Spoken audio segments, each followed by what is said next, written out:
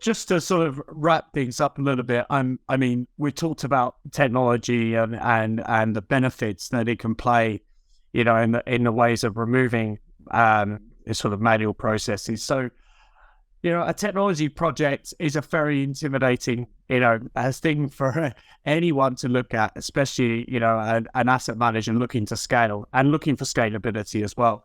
So, I mean, what advice would you have for those reviewing the technology solutions out there and even taking that question as far as to looking at an implementation project, further down the line?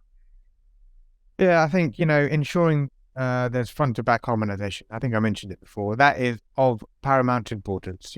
There's various approaches that can be taken here. You've got rationalizing the technology stack that the company uses at the moment, reducing legacy systems, reducing the number of processes, manual processes. You would look to technology for that. You would want, from an operational risk perspective, you want that to be reduced. You want that score to be sort of lessened. So that's one element. Second part of it would be, I guess, using a plug and play sort of system or approach where you have everything under one roof. You want the IBOR and ABOR all within one platform, which again creates efficiencies, less manual processes, and it becomes, more of operational resilience point for businesses. They're quicker to market and quicker to highlight any areas that are out there. Like I said, it's that sort of push and pull dynamic. So I guess it's working with vendors.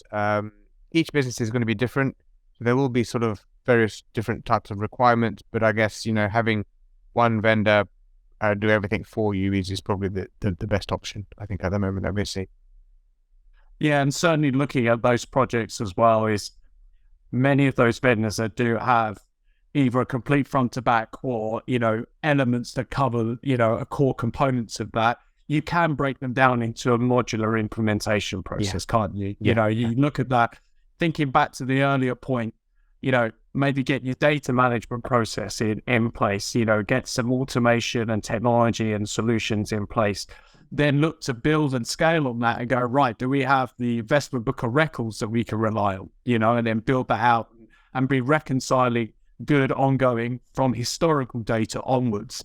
And then the building blocks of, implementing that order management system as well, and all the key frameworks, the compliance engines that work behind that, the allocation engines that work on that, and then connecting that to execution platforms in marketplace. So that there are building blocks you can complete, I guess is what I'm trying to suggest there.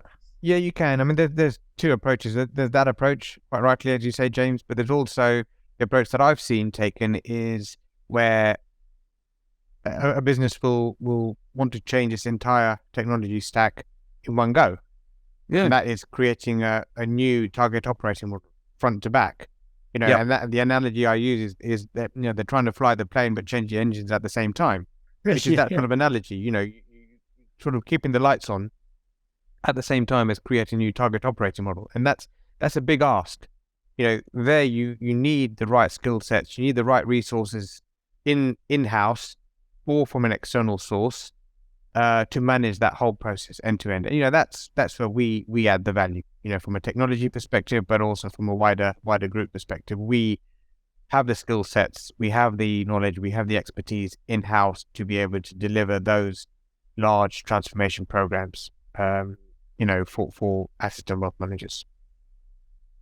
Fantastic. Well, Shiv, I really, really appreciate your time today. It's been a really interesting discussion, covering many different dynamics, which certainly should have allowed ourselves more time. But yeah, thank you very much, Shiv, from the Assets Consulting team. And we look forward to speaking to you very soon. Thank you. Likewise. Thanks very much, James. Thanks for having me.